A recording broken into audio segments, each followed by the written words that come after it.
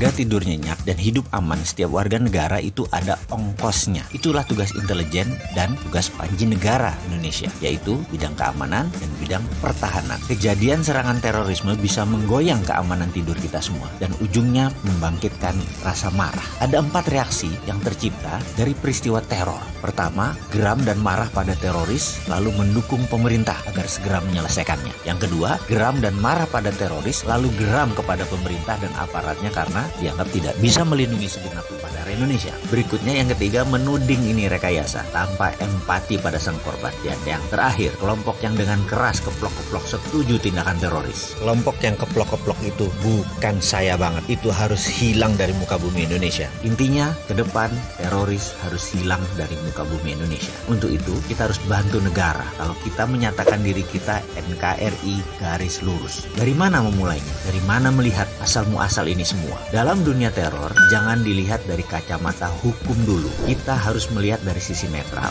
Begini melihatnya, yang selalu kita mulai dengan pertanyaan, mengapa dan untuk apa teror itu dilakukan? Dalam pelajaran dasar di akademi, tujuan teror adalah membangun instabilitas di sebuah wilayah sebelum nanti ditaklukkan. Kemudian, ketika ketidakstabilan tercipta, maka diharapkan membentuk ketidakpercayaan. Begitu ketidakpercayaan terbangun, maka akan menimbulkan gerakan lebih besar lagi di mana pemerintahan biasanya yang saat ini berkuasa atau incumbent terguling. Jadi teror adalah act of war atau tindakan teror adalah perbuatan perang. Kita harus melihat teror dari sisi perang atau war tools. Sekali lagi, teror adalah strategi perang, bukan kriminal biasa, juga bukan kriminal berat. Teror itu bukan tindakan kriminal. Perang itu kejahatan di atas kriminal atau kejahatan luar biasa atau extraordinary crime atau bahasa sekolahnya adalah hideous crime, kejahatan yang mengerikan. Selama melihat teror dengan kacamata pro justisia, maka teror di Indonesia tidak bisa selesai dengan cepat, akan memakan waktu lama. Oke, untuk itu sebentar saya akan menjelaskan untuk hal ini. Jadi, undang-undang anti teror yang akan diterbitkan oleh DPR atau Perpu pemerintah, pastikan pendekatannya adalah extraordinary crime dan tidak pro justisia. Nah, ini kalimat yang akan membuat kaget banyak orang, terutama kaum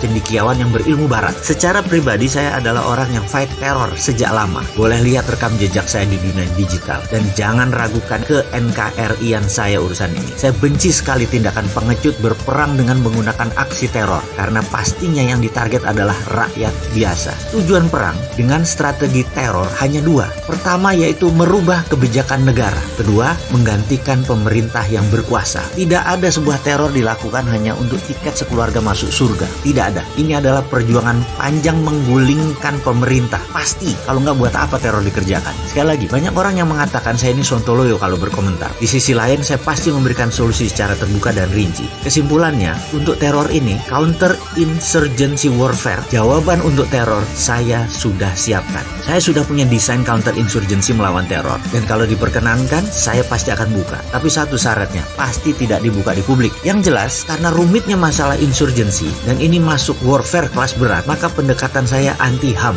Ya lagi, bagi orang seperti saya, HAM itu sengaja dipasang untuk melemahkan pertahanan sebuah negara. Padahal di negara yang katanya pendukung HAM, yaitu Amerika, undang-undang mereka terhadap terorisme sangat anti-HAM banget. Penggiat HAM pasti menganggap counter insurgency yang saya usulkan ini tidak layak. Kita yang melihat dari kacamata war itu juga dianggap salah. Tapi izinkan saya berargumen dan bertanya, tinggi mana human right dengan nation right? Pendekatan keilmuan dan keterampilan saya adalah nation right. Jadi saya pasti memenangkan nation right. Sekali lagi, yuk kita bangun keamanan dan pertahanan negara berdasarkan nation right.